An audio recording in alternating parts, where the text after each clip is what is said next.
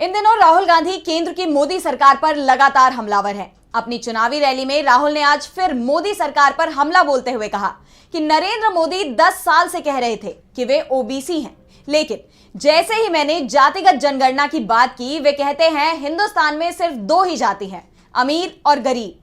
बुधवार को राहुल गांधी ने दिल्ली में जहां सामाजिक न्याय सम्मेलन किया, तो वहीं उसके बाद राहुल महाराष्ट्र के लिए रवाना हुए।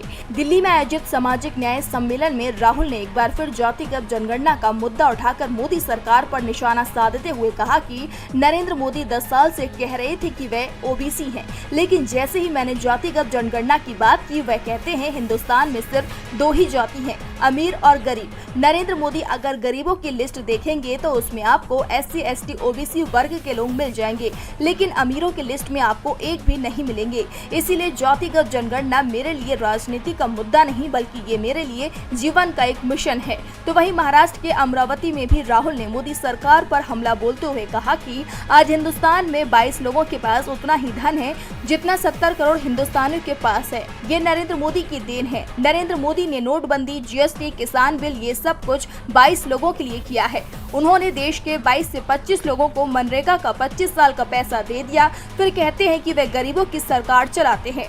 नरेंद्र मोदी जी ने 22 अरबपति तैयार किए हैं, हम करोड़ों लखपति बनाने जा रहे हैं। आपको बता दें कि राहुल गांधी यही नहीं रुके, इसके आगे संविधान के मुद्दे को उठाकर कहा कि देश के इतिहास में पहली बार कोई पार्टी संविधान पर आक्रमण कर उसे खत्म करने की कोशिश कर रही है। एक तरफ इंडिया गठबंधन है जो संविधान और लोकतंत्र की रक्षा कर रहा है, तो दूसरी तरफ नरेंद्र मोदी, RSS, बीजेपी है जो संविधान और लोकतंत्र को खत्म करने में लगे हुए हैं।